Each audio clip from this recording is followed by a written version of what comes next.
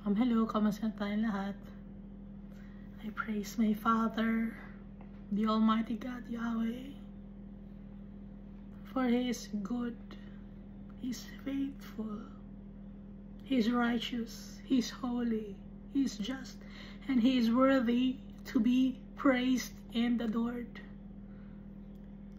He will fulfill all His promises to us.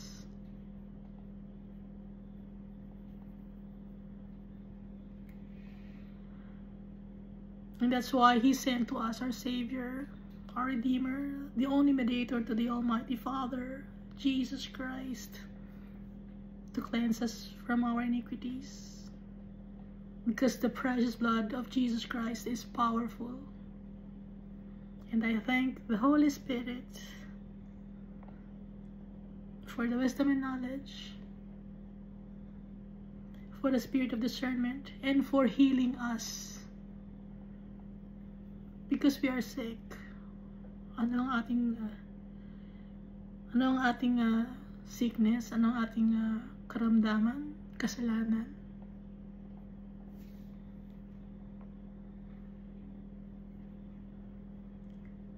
So the Almighty Father, He is still doing miracles up to now.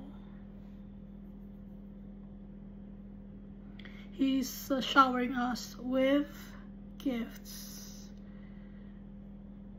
showering us with abundance every day.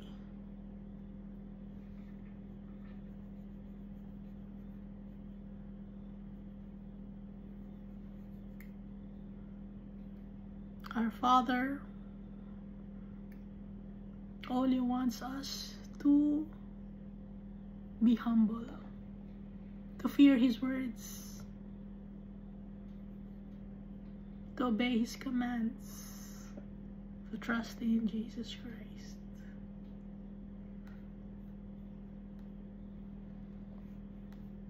So last time we finished reading the book of Ecclesiastes. Kaya tayo napunta sa book of Ecclesiastes, it's because King Solomon wrote the book of Ecclesiastes at the latter part of his life. So, yung last chapter that Solomon's name was mentioned was in chapter 11 of 1 Kings. Na nagkasala si King Solomon. Bakit siya nagkasala? It's because he built temples for the gods of his wives, and he worshipped false gods.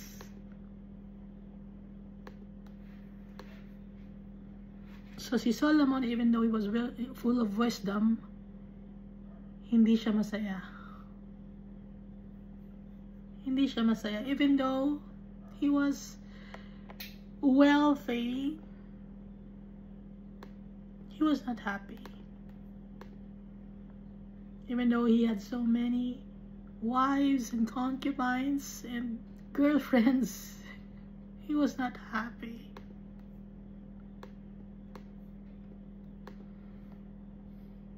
The only one who can satisfy us, for us to be contented, is our Father. So kaya pinexperience ni Almighty Father kay King Solomon ang lahat ng bagay dito sa mundo. It is for us to learn from King Solomon's experiences that life here on earth is vanity. Even though you're a wealthy person, no? Even though you're famous, you have all the power in the world, but if you don't have the Almighty Father in your heart, you'll never be fulfilled. Because there's a a hollowness in our hearts that only our God, our Father, can fulfill.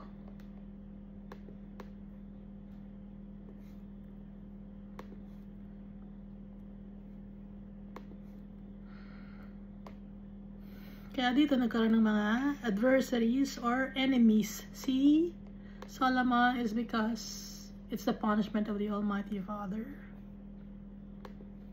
Sa mga enemies niya, si Hadad.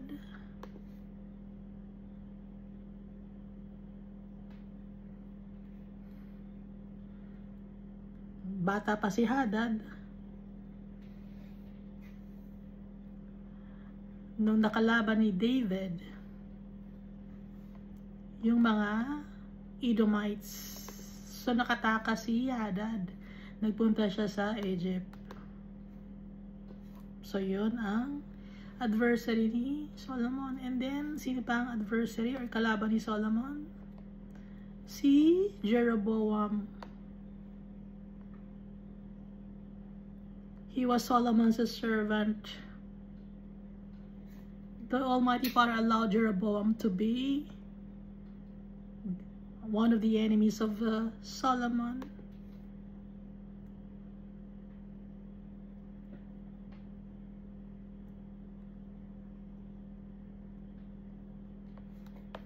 And like all other men, Solomon died.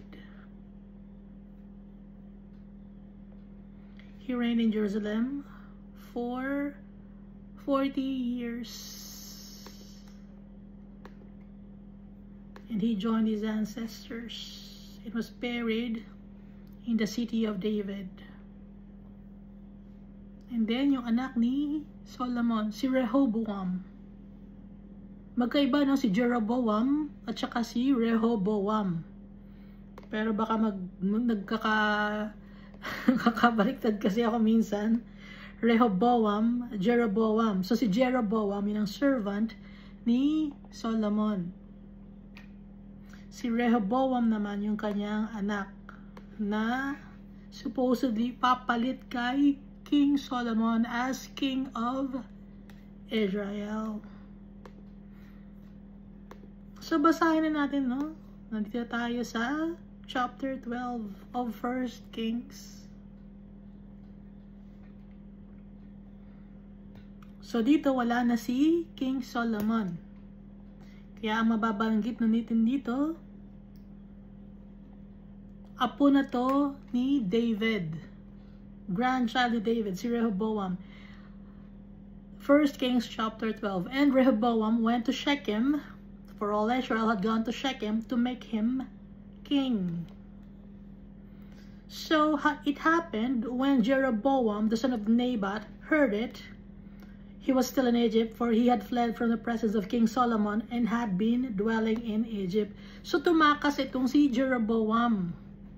Dahil nga, di ba nakalagay dito sa 1 Kings chapter 11 na kinausap ni Almighty Father si Jeroboam through prophet.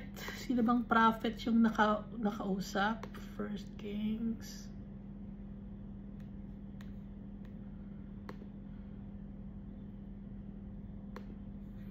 Nakipag-usap kay Jeroboam, no?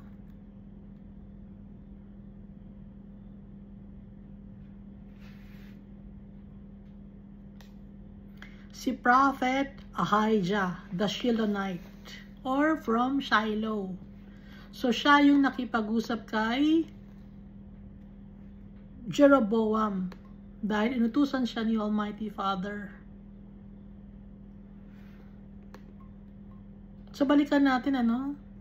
Now it happened at that time, dito sa 1 Kings chapter 11 verse 29. Now it happened at that time when Jeroboam went out of Jerusalem. So nagtatrabaho pa siya dito kay Solomon, that the prophet Ahijah the Shilonite met him on the way, and he had clothed himself with a new garment, and the two were alone in the field. So dito tinawag ni Almighty Father si Jeroboam because Solomon had sinned against the Almighty Father.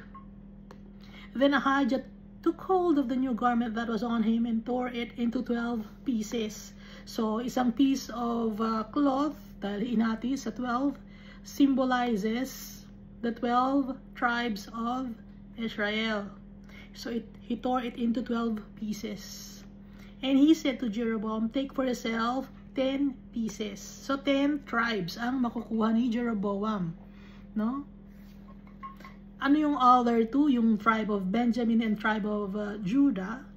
Kay Rehoboam naman mapupunta yon. Kaya 10 pieces lang mapupunta kay Jeroboam. Kasi yun ang inalat ni Almighty Father kay Jeroboam. For thus says the Lord, the God of Israel, behold, I will tear the kingdom out of the hand of Solomon, and I will give 10 tribes to you. But he shall have 1 tribe for the sake of my servant David, and for the sake of Jerusalem, the city which I have chosen out of all the tribes of Israel. So bago pa man mangyari ito, alam na ni Almighty Father na magkakasala si Solomon, di ba? Nabanggit sa 2 Samuel na magkakasala si Solomon.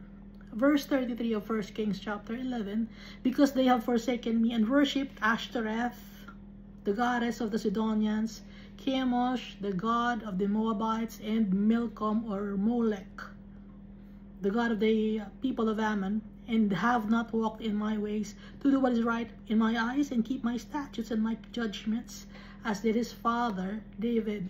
So si Almighty Father galit na galit siya sa idolatry.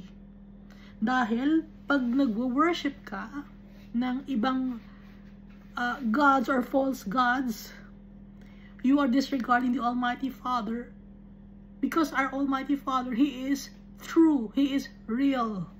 Ngayon, itong mga false gods na to, it's idolatry. Si Ashtoreth, si Chemosh, si Molech, tsaka si Ashdod, no? Usually, sila nababanggit dito sa Bible. Si Ashtoreth, ito rin ang Queen of Heaven.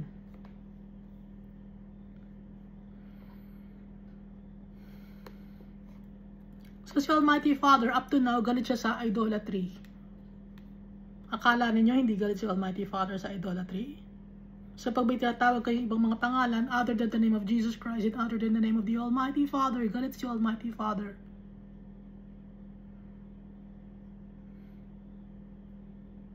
Hindi nyo naiisip yun?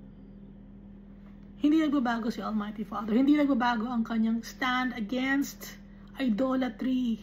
Naintindihan ba ninyo yun? Hindi nyo naiintindihan, ano? Walang nakakaintindi. Kasi ang gusto nyong sundin yung tradition ninyo. Hindi, ito yung tinuro sa amin ng religious leader namin eh. So, hindi kayo maniniwala sa salita ng Diyos. Hindi kayo maniniwala kay Almighty Father. So, natutupad niya ang sinasabi ni Almighty Father na binubulag ninyo ang inyong mga sarili. Tiyatakpan ninyo ang inyong mga tenga. And that's the reason why God will punish the people. Disobedient, stubborn people. So damay-damay lahat.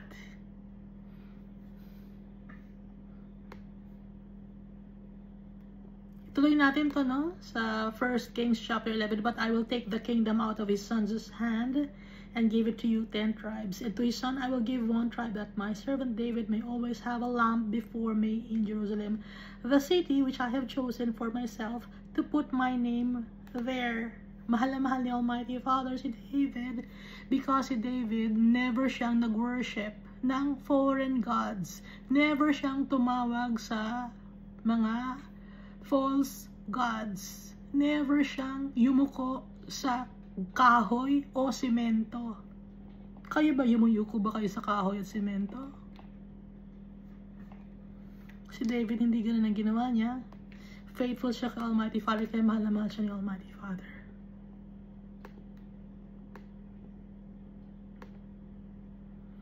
Tuloy natin, no? Sa 1 Kings chapter 11 verse 37. So I will take you and you shall reign over all your heart desires, and you shall be king over Israel. Then it shall be, if you heed all that I command you, walk in my ways, and do what is right in my sight, to keep my statutes and my commandments as my servant David did, then I will be with you and build for you an enduring house as I built for David, and will give Israel to you. And I will afflict the descendants of David because of this, but not forever. So may promise din si Almighty Father kay Jeroboam, no? Ang promise ni Almighty Father kay Jeroboam, kung susundin ni Jeroboam lahat ng statutes ni Almighty Father, ibibless niya si Jeroboam. Lahat ng commandments ni Almighty Father, kung gagawin ni Jeroboam, ibibless din siya ni Almighty Father, kahit na hindi siya from the lineage of David. So, nung time na to, nalaman ni Solomon, no? Siyempre, kaya nalaman ni Solomon dahil nga nabasa natin sa Book of Ecclesiastes na yung mga bagay na isinasabi natin ng pabulong, naririnig yon, nakakarating yon sa king, nakakarating yon sa mga mayayamang tao. Pag naninira tayo ng tao, nakakarating yon, no? Kasi powerful sila. So, balik na tayo to sa 1 Kings chapter 12.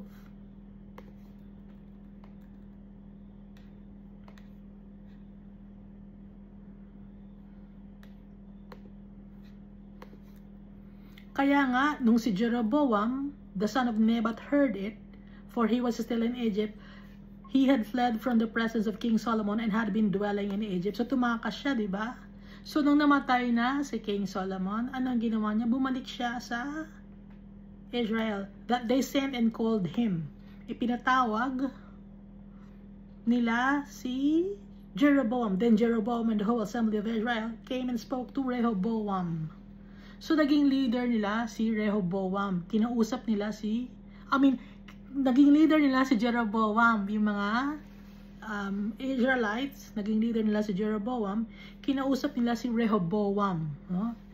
Ang difference ay letter R, tsaka J. Nagkakabaliktad ako. So, itong si Rehoboam, anak to ni Solomon. Si Jeroboam, servant. Ha? Maliwanag, di ba?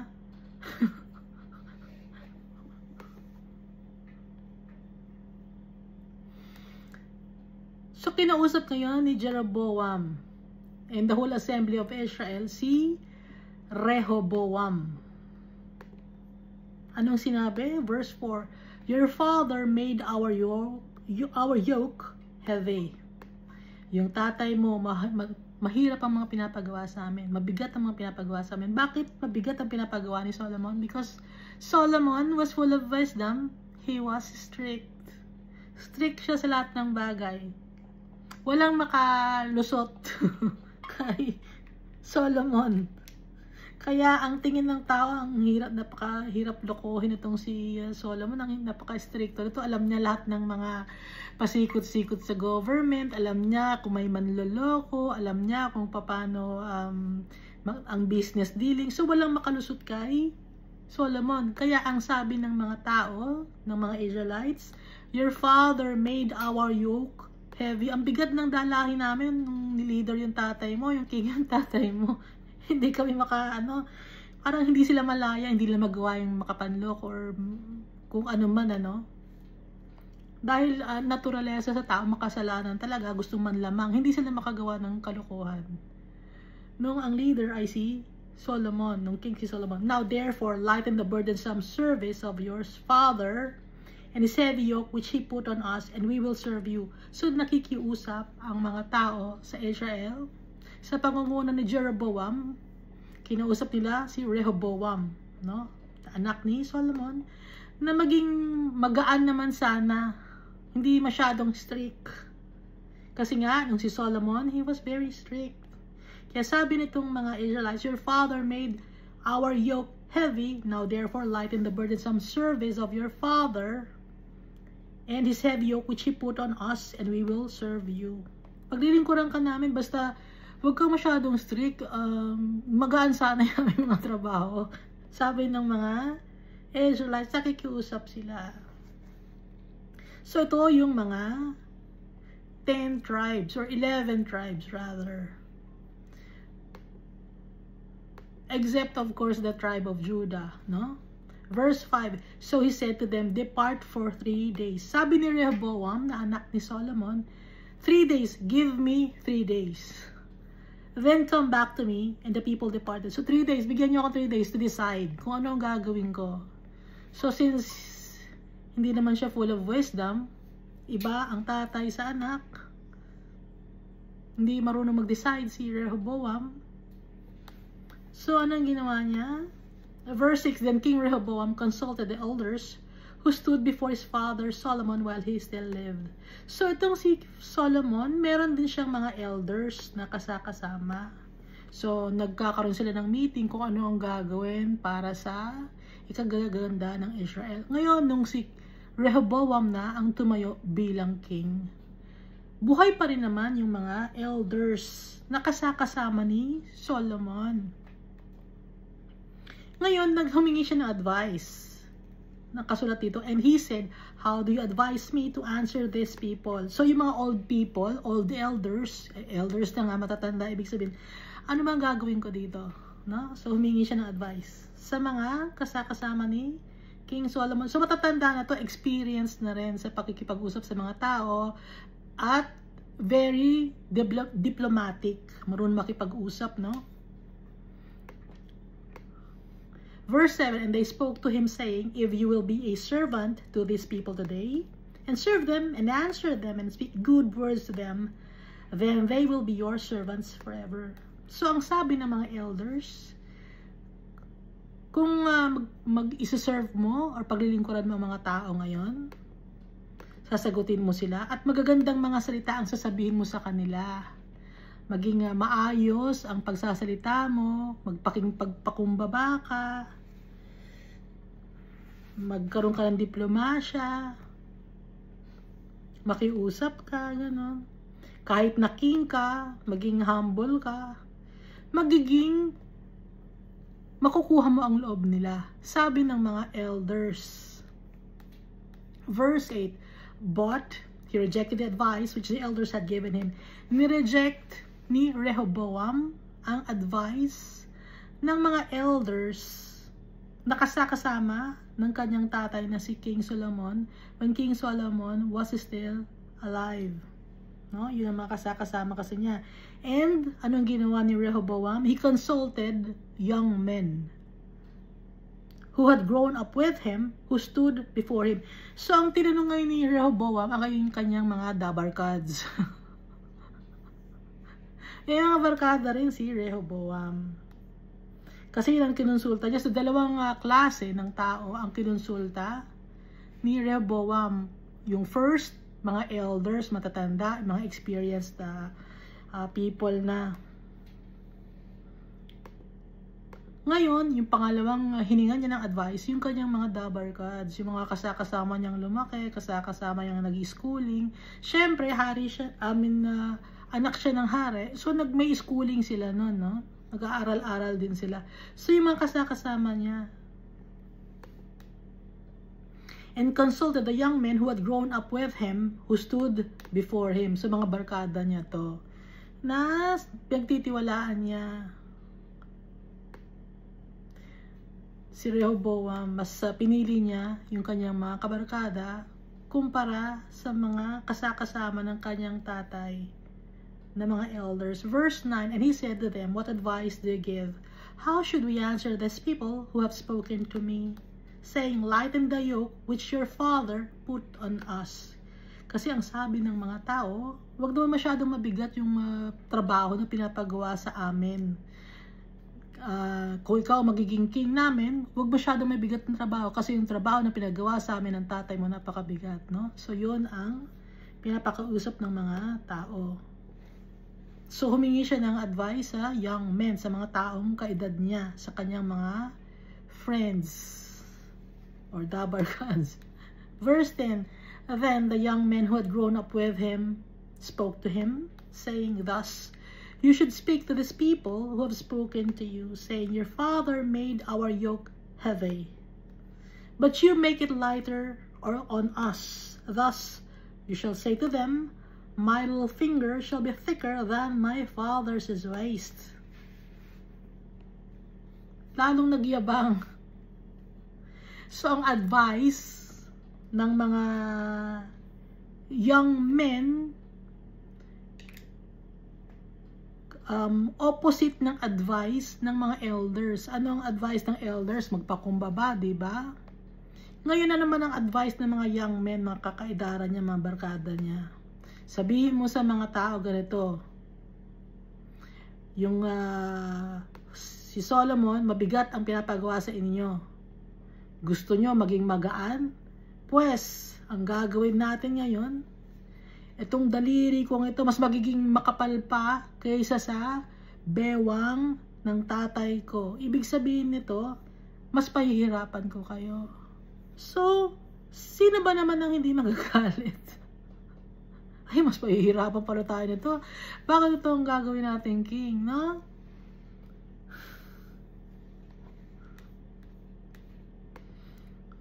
So arrogant si Rehoboam. Verse 11, and now whereas my father put a heavy yoke on you, I will add to your yoke. Kung mabigat ang pinapagawa sa inyo ng tatay ko, mas mabigat pa ang papagawa ko, dadagdagan ko pa, mas lalo ko kayong pahihirapan. Sabi ni Rehoboam, my father chastised you with whips, but I will chastise you with scorpions or scourges. Yung tatay ko, whip ang gamit niya. Hindi naman literal na whip, no? Kundi strict siya, ibig sabihin. Pero kung strict ang tatay ko, mas strict ako, dodoblihan ko pa yung strict at mas mabibigatan ko pa yung ibibigay kong trabaho sa inyo. Matutuwa ba ang mga tao, no? So it's like politics, no? So, kung i-apply natin ngayon sa politics, yung mga politicians pag nangangampanya, payayamanin ko kayo, bibigyan ko lahat, bibigyan ko kayo ng pera, di ba ganon? So, itong si Rehoboam, kabaliktaran, hindi, pahihirapan ko kayo. Ganon ang kanyang kampanya. Yun ang kanyang pangangampanya sa mga tao. Pahihirapan ko kayo. So, Jeroboam and all the people came to Rehoboam the third day. So ngayon, dumating na yung time, no? After 3 days kasi, balik na daw sila, yung mga tao, sa pangunguna ni Jeroboam kay Rehoboam. At kung ano ang sagot ng King Rehoboam tungkol sa pakiusap ng mga tao. Kasi ang pakiusap, di ba, ni Rehoboam, after 3 days, balik kayo dito. So Jeroboam and all the people came to Rehoboam the third day, as the king had directed, saying, come back to me that the third day. Verse 13, then the king answered the people roughly. Roughly. Hindi niya pinakiusapan. Roughly. Ibig sabihin, harsh ang mga words na ginamit ni Rehoboam. Bakit harsh ang words na ginamit ni Rehoboam? Kasi hindi siya nakaranas ng hirap. Ang naranasan niya, Rehoboam, is a life of plenty. Hindi niya naranasan yung simpleng pamumuhay na gaya ng naranasan ng mga Israelites. Kaya hindi siya marunong makipag-usap. Kaya roughly, no? And rejected the advice which the elders had given him. So hindi niya sinunod ang advice ng mga matatanda. Ang sinunod na advice niya, yung mga advice ng kanyang dabarkads. Verse 14, and he spoke to them according to the advice of the young men, saying, my father made your yoke heavy, but I will add to your yoke. My father chastised you with whips, but I will chastise you with scorpion or scourges. Mas papahirapan ko kayo. Ha? Sino ba naman ang matutuwa nun? So, syempre, i-reject siya ng mga tao. Di ba? Papahirapan pala tayo lalo nito eh. Nakikiusap nga tayo, ayaw niya. Ba't natin to, kung sagay na, ba't natin to ibaboto eh? Mas mahihirapan pala ang buhay natin. Hindi na to. Manahimik ka na dyan. Parang ganon. Verse 15, so the king did not listen to the people. Kasi akala niya, porque king siya, kaya na niyang gawin lahat ng bagay. Akala niya lahat ng power nasa kanya na, because his father was powerful, the wealthiest man, and fame was all over the neighboring countries, no? So the king did not listen to the people, for the turn of events was from the Lord. Bakit hindi nakinig ang mga tao? It's because of the Lord's will. Si Almighty Father pa rin ang masusunod sa lahat ng bagay. So lahat ng mga dinidesisyonan natin, si Almighty Father lahat ang masusunod. Designed by the Almighty Father. Kaya nga itong Bible, inspired to by the Holy Spirit, at si Almighty Father ang gumawa ng Bible, it's because siya ang nasusunod. And also this world that we live in, si Almighty Father ang masusunod. Kahit ano pa ang plano ng mga tao. Kahit ano pa ang plano ng mga tao na in 5 years time, ganito ang mangyayari. In 10 years time, ganito ang mangyayari. Ito ang plano natin, plano ng buong mundo. Kung hindi payag si Almighty Father, hindi mangyayari yan.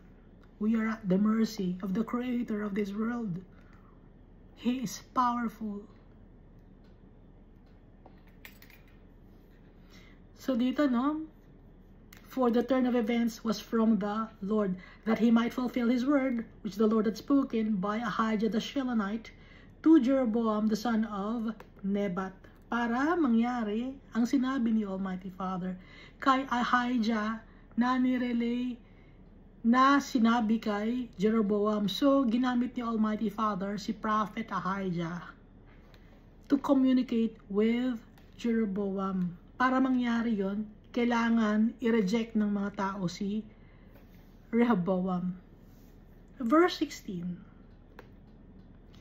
Now when all Israel saw that the king did not listen to them, so nakita ng Israelites, hindi nakinig si King Rehoboam sa kanilang pakiusap.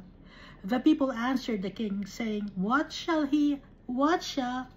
have we in David? Sabi ng mga tao, ano bang share namin kay David? Hindi namin kalahi si David. Iba ang tribe ni David. Yun ang ibig sabihin ng what share have we in David. Kasi ang lahi ni David, tribe of Judah. So, yung 10 tribes, aside from the tribe of Judah and the tribe of Benjamin, sila Naphtali, si Dan, si Manasseh, si Ephraim, si Reuben, si Simeon, sino pa ba yun? Si Issachar. Iba sila ng tribe, no? So sila ngayon yung tribe na nagre-reklamo. What share have we in David? Hindi namin siya ka-tribe. We have no inheritance in the son of Jesse. To your tents, O Israel. Now, see to your own house, O David. So Israel departed to their tents. Ano ibig sabihin? Now see to your own house, O David. Ngayon, bahala ka na sa buhay mo. Yan ang ibig sabihin. Now, see to your own house, O David. Bahala ka dyan sa tribe mo. Ikaw na ang mamumuna. Ikaw na ang pero hindi kami susunod sa iyo. Wala kaming pakialam. So Israel departed to their tents. Ibig sabihin pag sinabing Israel, ano sila, 'di ba? 10 tribes sila. Although Israel din si Judah at si Benjamin, pero mas lamang yung 10 tribes. Kaya Israel ang tawag sa kanila, no? Verse 17. But Rehoboam reigned over the children of Israel who dwelt in the cities of Judah. Ngayon, sa cities of Judah, meron mga children of Israel doon na iba-ibang tribe sila galing. So doon siya ngayon namumuno. Itong si King Rehoboam. Kasi malaki yung city of Judah. Yung sakop, diba? Kung i-check nyo sa mapa, malaki yung sakop na lugar ng Judah.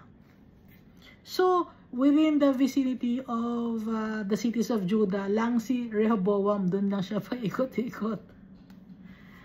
At so, may mga tao na from other tribes, nandun din nakatira. Okay? Then King Rehoboam sent Adoram, who was in charge of the revenue. No? Alam niyo ba yung revenue?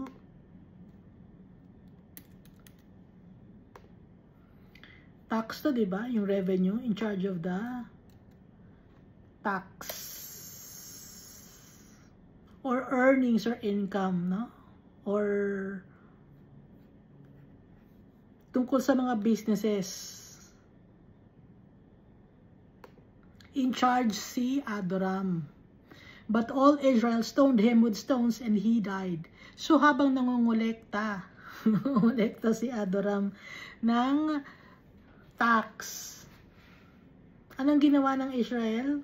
Kahit nandun sila sa cities of Judah, yung mga hindi naman na lahi ni Judah, mga ano sila, lahi ni Reuben, lahi ni Simeon, lahi ni Issachar, sino pa ba? Ephraim, Manasseh, Naphtali, Dan, no? Kasi naghalo-halo na sila, although meron silang allotted na lupa para sa kanila, pero syempre gusto lang ng mag-business kasi nga naging center ng economics yung Jerusalem, na yung Jerusalem nandito sa Judah, kaya mas maraming trabaho doon sila ngayon nagpupunta sa Jerusalem dahil nga kay King Solomon. Ngayon, so mangungulekta si Adoram ng revenue, ng tax. Pero nung ginawa ng mga taong Israel, stoned him with stones and he died. Binato siya ng bato hanggang sa mamatay siya. Hindi siya binigyan ng revenue. Therefore, King Rehoboam mounted his chariot in haste to flee to Jerusalem. So, anong ginawa ni King Rehoboam? Pasok siya sa Jerusalem. Si King Rehoboam. Nagtago siya. Nagmamadali siya, sumakay siya kanyang chariot. Pasok siya sa Jerusalem kasi nga, yung Jerusalem, walled city yon. Hindi agad-agad mapapasok ng mga tao. Verse 19, so Israel has been in rebellion against the house of David to this day. So pag sinasabing against the house of David to this day, hindi hanggang ngayon, ano? So itong 1 Kings, hanggang ano to, hanggang bago sila sakupin ng Assyrians, no? Hanggang yung time na yon. Kaya sinasabing up to this day, bago sila sakupin ng mga Assyrians.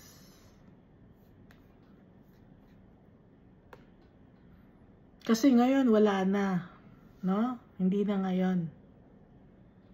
So anong tawag sa mga tao sa Israel? Jew. Although Israeli sila, pero ang kanilang pinaniniwalaan ay Jewish tradition. Bakit Jew? Di ba nabasa natin sa Book of Ezra and Book of Nehemiah na itinayo uli yung temple at doon sila nag-converge sa Jerusalem, no? Nauna kasi nating basahin yung likod. Mas una kasi to kaysa sa baliktad kasi yung pagkakabasa natin, di ba? Inuna natin yung Book of Revelation, tapos ba't baliktad ang utak ko? Paatras yung basa natin, no? Ba't gano'n ako pa? Paatras yung basa natin? Pero mas naiintindihan natin, di ba? Or baka ako na nakakaintindi. So,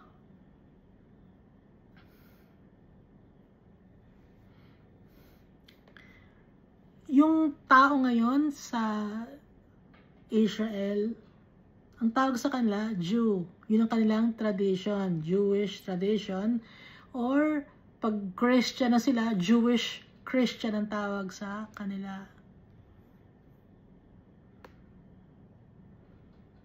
So, halo-halo na rin sila. Hindi na natin ma-distinguish doon kung nasaan yung tribe of Naphtali, tribe of Issachar, tribe of Dan. No? Hindi na natin ma-distinguish kung alin doon ang lahi or tribe of Ephraim. Hindi na.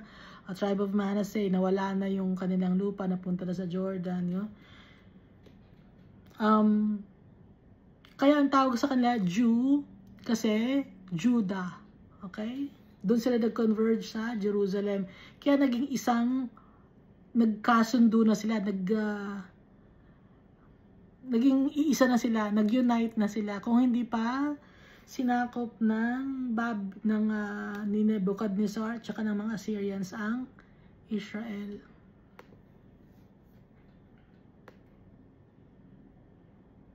Verse 20, now it came to pass when all Israel heard that Jeroboam had come back, they sent for him and called him to the congregation. Narinig ng mga tao sa Israel, buong Israel, narinig nila, dumating na si Jeroboam. Ayun, yung nagtago, yung nagtago sa Egypt. Yung kinausap ni Almighty Father, bumalik na. So they sent for him and called him to the congregation and made him king over all Israel. Kaya nagkatotoo yung sinasabi ni Almighty Father, yung 10 cloth na ibinigay kay Jeroboam symbolizes the 10 tribes. No? Sino ang kausap niya? Yung si Shemaiah, the Shilohite ba ang tawag doon? Shilonite.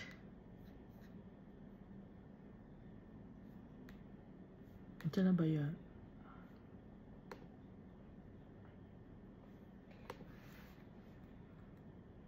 Ahijah pala, sorry. Ang dami na kasing prophet natin na babasa. Ahijah, pero Shilonite, no? Si prophet Ahijah. Dapat matandaan ko. Si prophet Ahijah. Kasi si prophet Shemaiah, andito kasi, no?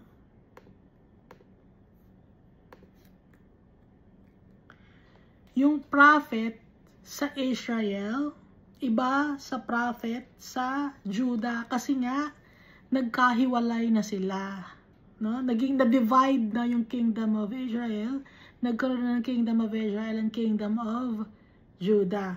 So sa kingdom of Israel, ang prophet doon ay si Ahijah, no? Ang kanyang counterpart naman sa kingdom of Judah ay si Shemaiah. Okay? So, bawat kingdom, merong prophet, may counterpart na prophet.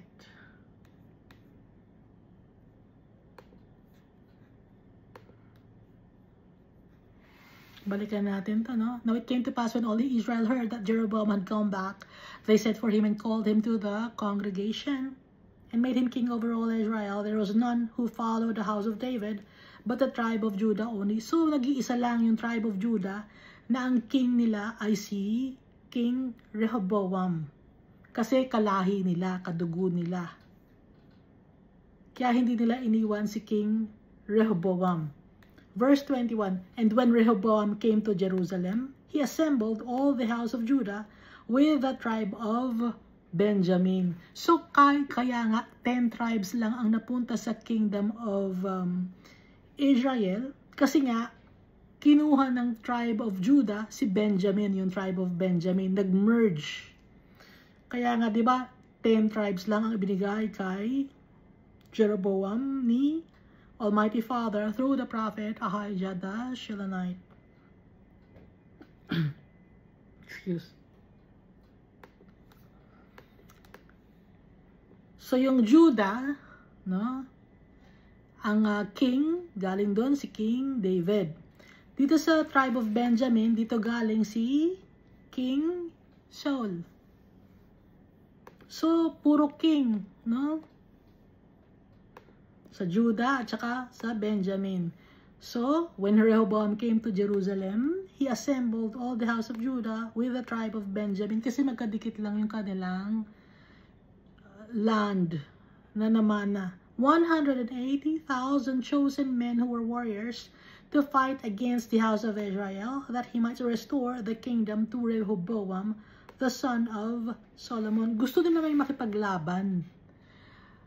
So, itinipon or pinagsama-sama or tinawag ni King Rehoboam ang mga Benjamites, yung mga kanilang mga men of valor or valiant men.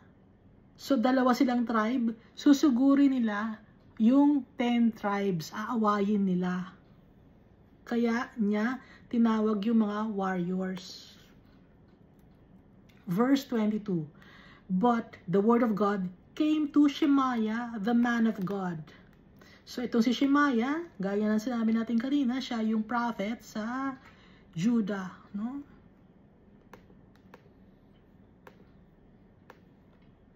Ano nga kaya ibig sabihin ng name ni Shemaiah? Tingnan natin, ha?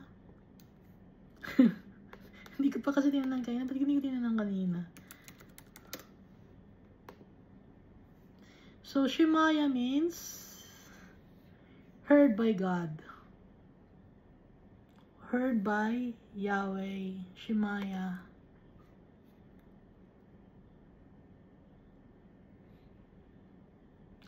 God heard.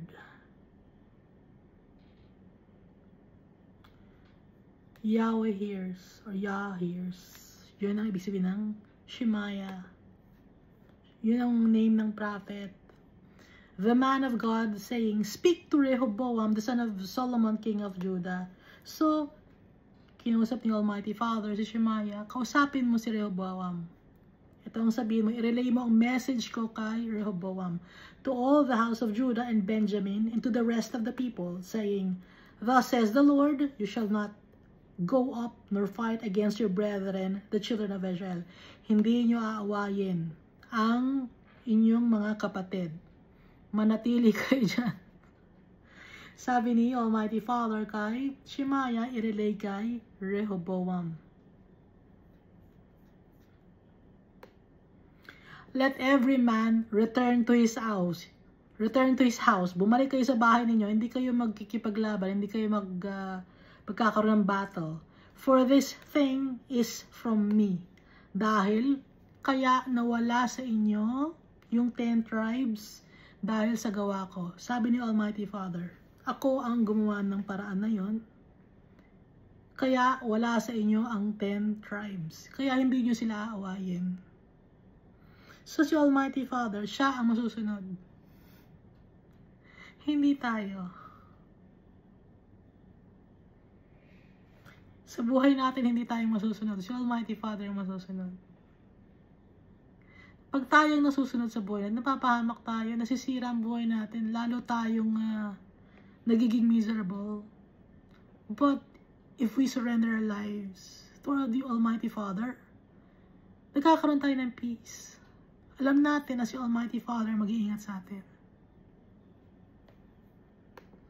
Therefore, they obeyed the word of the Lord and turned back according to the word of the Lord. So, hindi nila inaway nila Rehoboam and the Benjamites yung 10 tribes. Kasi pinigil sila ni Almighty Father through the prophet Shemaiah.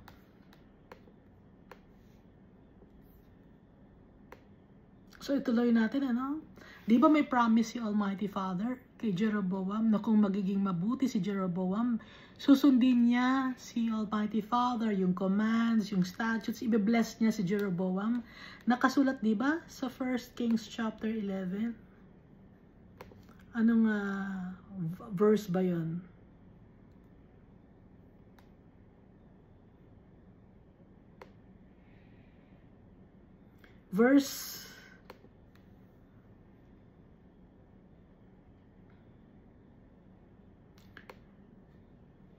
Verse 37, 1 Kings chapter 11 verse 37. Anong sabi ni Almighty Father kay Jeroboam? So I will take you and you shall reign over all your heart desires, and you shall be king over Israel.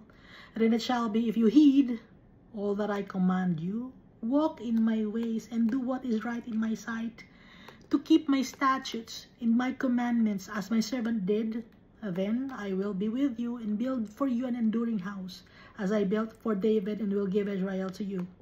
Yun ang promise ni Almighty Father. Nagbibigay si Almighty Father ng promise. Kung magiging masunurin lang kayo sa nasakit, sabi ni Almighty Father, ibibigay ko lahat sa inyo. Lahat ng gusto niyo ibibigay ko. Maging masunurin lang kayo. Sundin niyo na pinag-uutos ko. Lumayo kayo sa kasalanan. Sundin niyo yung lahat ng mga directives ko. Ano ang gagawin ko? Ano sabi ni Almighty Father? I-bless ko kayo. Up to now, ganito si Almighty Father sa atin. Ibe-bless niya tayo. Kung susundin lang natin si Almighty Father, kung tatanggalin lang natin yung pagiging arrogante natin, na masusundin natin tong Bible kumpara sa tradition ng mga ginagawa ng mga tao. Pero hindi, mayayabang ang mga tao. Akala ng tao matalino na sila eh. No? Akala ng tao lahat porque nandito sa mundo mayaman sila. Akala nila sila nang may power. Hindi, si Almighty Father pa rin. So si Almighty Father napakabuti sa atin. Nagbibigay siya ng promise. Hindi naman siya kailangan magbigay ng promise si Almighty Father. Kanya na lahat. Pero dahil sa mahal niya tayo, gusto niya ibigay sa atin ng lahat. Kaya nagpa-promise pa rin siya. Ang daming binibigay sa atin ni Almighty Father na blessings na nasasayang dahil sa katigasan ng ulo natin. Tayo, lahat tayo, hindi lang kayo, hindi lang ako, tayong lahat matigas ang ulo.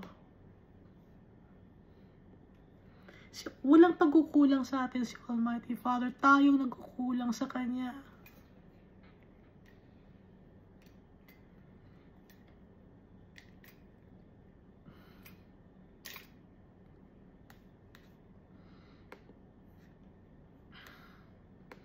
So ano ngayon ang ginawa ni Jeroboam? Prinamis na ni Almighty Father sa kanya na ibibigay ni Almighty Father lahat kay Jeroboam.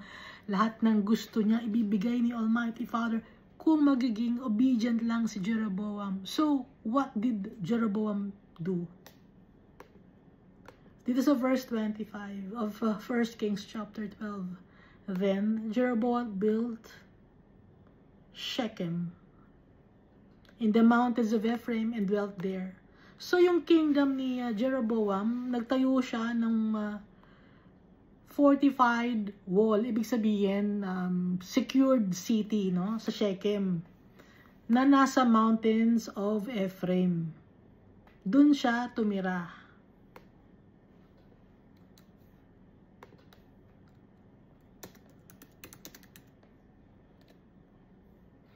Kasi itong si Jeroboam, he was from the tribe of Ephraim. Kaya sa tribe of Ephraim siya nagtayo ng kanyang fortified city. Also, he went out from there and built Penuel.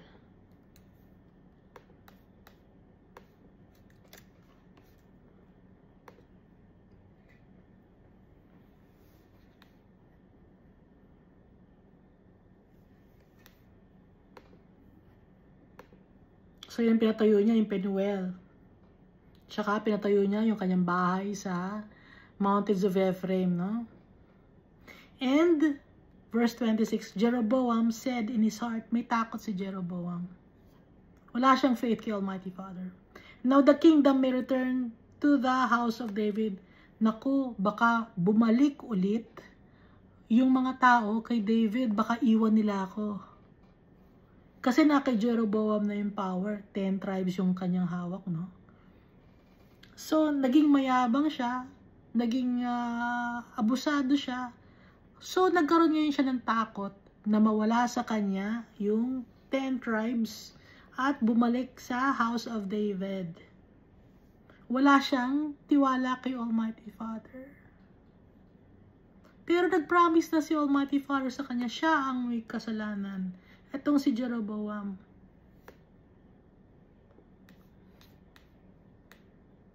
So, nung servant siya ni King Solomon, he was very diligent. Pero nagbabago ang tao.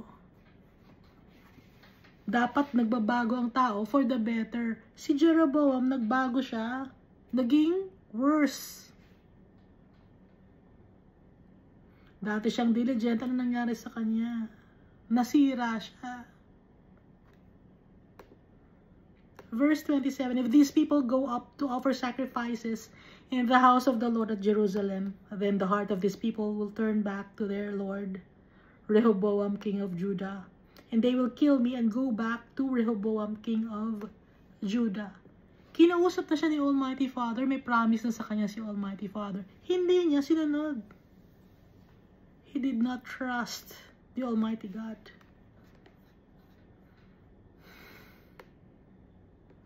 Not trusting the Almighty Father, it is a sin. Kasalanan yun. Not believing in the words of our Father. Kasalanan yun. Gaya ni, babalikan naman natin si Eva Tadan. Hindi naniwala si Eva na wag kainin yung fruit. No? So not believing in the Almighty Father, that's sin already. Verse 20, therefore the king asked advice. Ngayon, may mga advisor din si Jeroboam. Yung advisor niya, kasing wicked din niya. Therefore the king asked advice, made 2 calves of gold, and said to the people, 2 calves. Ano ba yung calves? Baka. Gumawa siya ng 2 baka na gawa sa ginto. Natatandaan niyo ba yung baka? Yung baka. Beef, cow, no? Or cattle, or ox. Yan. 2 calves made of gold. Di ba ito yung ginawa ni Aaron nung nasa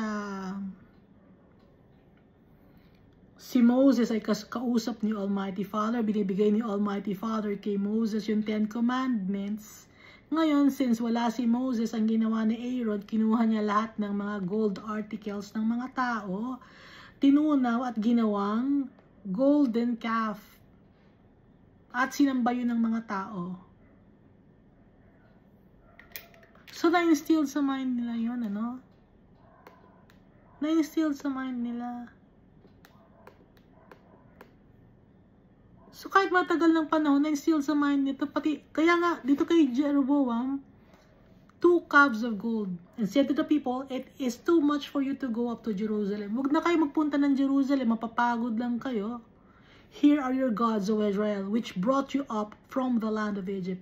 Huwag kayo na magpunta sa Jerusalem. Kasi nasa Jerusalem yung temple of God. Andun yung Ark of the Covenant. Huwag na kayong magpunta sa Jerusalem. Kasi natatakot si Jeroboam na pag nagpunta ng Jerusalem ang mga tao, makuha ni Rehoboam yung puso ng mga tao. So, gumawa ng wickedness si Jeroboam para hindi na mawala sa kanya yung kingdom. Dahil nga wala siyang tiwala kay Almighty Father. He did not trust the creator of this world. Nagkasala siya. Gumawa siya ng 2 calves. At yun ang sinamba nila. Na up to now, may mga tao na sumasamba sa cow. No? May mga taong sumasamba sa cow up to now. Yung urine ng cow, pinapaligo nila, no? Sang country ba yun? Pinapaligo nila yung urine ng cow. Meron ganun up to now, ha? Ang sabi na, yung urine ng cow, yun ang blessing. Maligo tayo sa urine ng cow. O yun. Hindi sila kumakain ng cow dahil Diyos daw nila yun. So, anong country yun? Na kaya nila nalaman yun or kaya namana nila yung ganun na kasalanan? Galing sa mga tao sa Israel. From Egypt pa. Nung paalis sila sa Egypt, doon galing dahil sama-sama sila nun. So kumalat ng kumalat yung ganung paniniwala. Kasi nga nagkahiwa-hiwalay na yung mga tao. Dala-dala nila yung kasalanan nila. The sin of idolatry.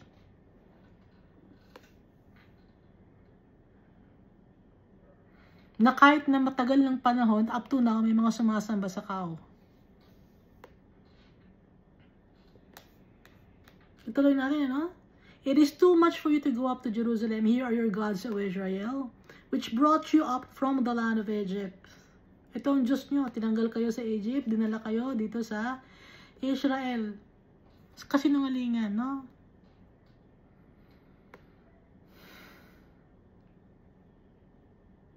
So this is idolatry.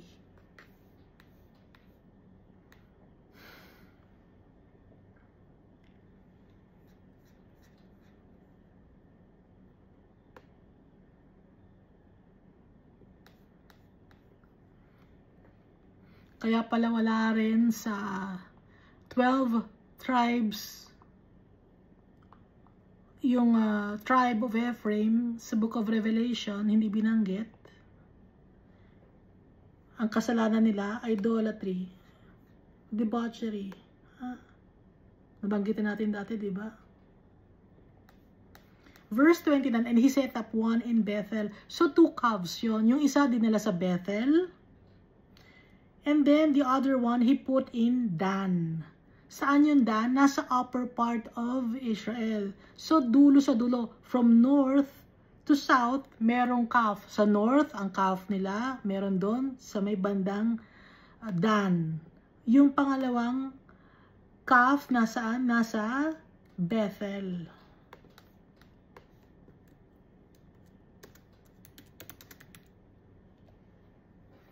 So itong Bethel, malapit ito sa tribe of Ephraim and Benjamin. Parang magkalapit sila.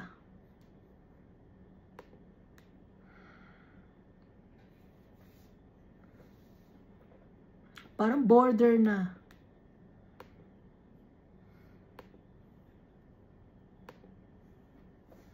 Kaya nga Bethel, di ba? Kasi nga Ephraim, dahil nga itong si Jeroboam from the tribe of Ephraim. Verse 30, now this thing became a sin, naging kasalanan. For the people went to worship before the one as far as Dan. So, dinadayo ng mga tao as far as Dan. Nakikita niyo naman sa mapa, napakalayo ng Dan. Nasa uppermost part of Israel, malapit na sa Tyre. Verse 31, he made shrines on the high places and made priests from every class of people who were not of the sons of Levi. Additional na kasalanan ng tribe of Ephraim. Ang sabi ni Almighty Father, the Levites were set apart. Why? Because it's from them where the priests will be taken from. Doon sa kanilang lineage ng mga Levites, manggagaling ang mga priests. Pero ano ang ginawa ni Jeroboam? Made priests from every class of people who were not of the sons of Levi. So, meaning to say, kahit na from the tribe of Dan, from the tribe of Naphtali, merong priest, hindi sila lineage ni Levi. Ginawang priest ni Jeroboam. Na twisted ang katotohanan, perverted. Dito nag-umpisa pala kay Jeroboam lahat.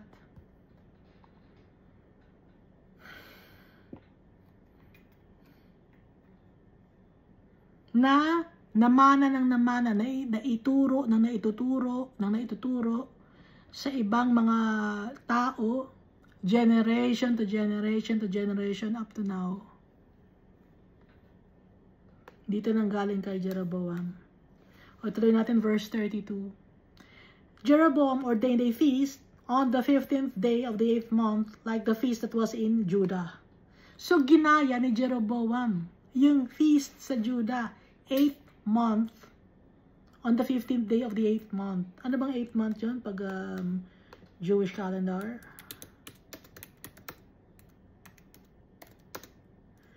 Eighth month. Shesvan.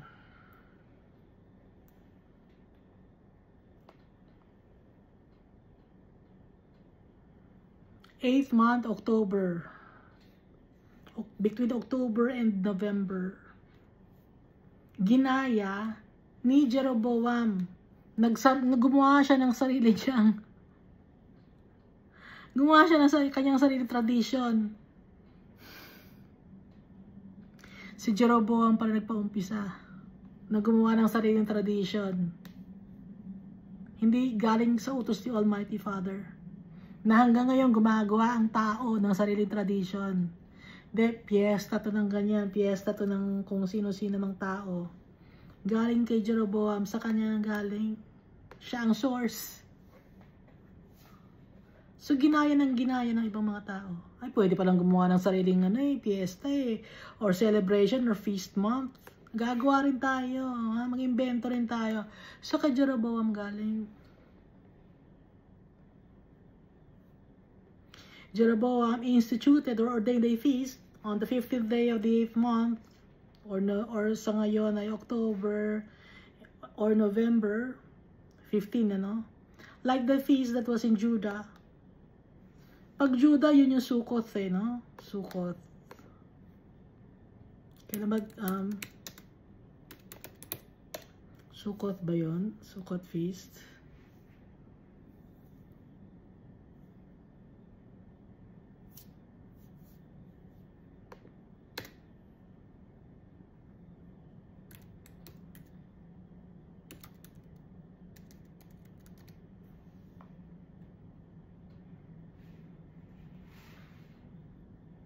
Oh, Sukkot. Ginaya niya. Kasi yung Sukkot, usually, ino-observe to October 13. Sa ngayon, October 13. Ngayong 2025, October 13.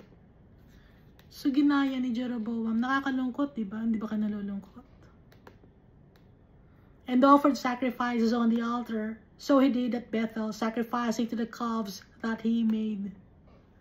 So instead na kay Almighty Father magbigay ng sacrifice, ang ginawa sa mga idols nag-sacrifice, sa mga baka, sa ox, or sa cow, nag-sacrifice. Sa Bethel ginawa. And all Bethel he installed the priests of the high places which he had made. So yung iba-ibang priest to, hindi lang sila galing sa tribe of Levi, pero galing sila sa tribe of Manasseh. Gusto mong maging priest, hindi ka Levite, sige, pwede ka. Ganun ang ginawa ni Jeroboam. Twisted. Kaya ngayon kung ano na ginagawa ng mga tao. Ito pala ang source. Itong si Jeroboam. Imbento ng imbento. Verse 33. So he made offerings on the altar which he had made at Bethel on the 15th day of the 8th month, in the month which he had devised in his own heart. Hindi sa heart ni Almighty Father, kundi he devised in his own heart, sa sarili niyang will, sa sarili niyang gusto, si Jeroboam. This is evilness in the eyes of the Almighty Father. And he ordained a feast for the children of Israel and offered sacrifices on the altar and burned incense. Nagbaburn siya ng incense para sa mga calves. Kung hindi yun inatasan ni Almighty Father, it's perversion. Hindi naman si Almighty Father nagbigay ng date. Hindi si Almighty Father nag-institute or nag-ordain kung ano ang i-celebrate. So, si Jeroboam, nag-imbento siya.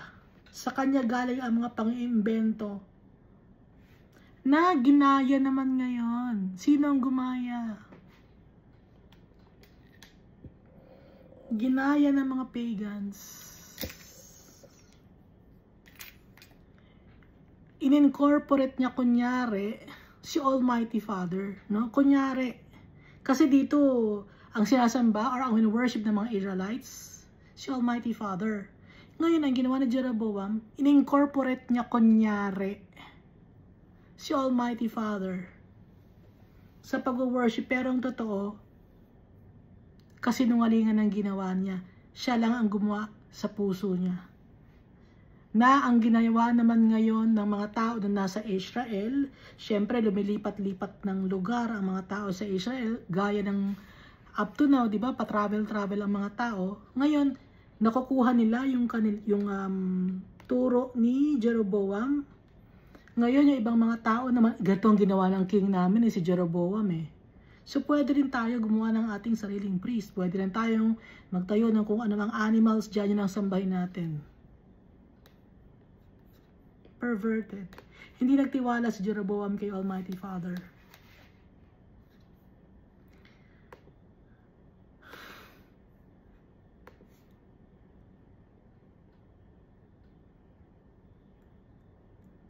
Kaya tayo ngayon, napalayo kay Almighty Father dahil sa kasinungalingan ng mga tao na una sa atin. Pero si Almighty Father, dahil mahal niya tayo, pinadala niya sa atin si Jesus Christ para ibalik tayo sa right path. Pinadala niya si Jesus Christ for us to know our Father. To crush the lies, to trample on the lies of the enemy. Dahil ang truth, si Jesus Christ. He's the way, the truth, and the life. Thank you, and God loves us all so much.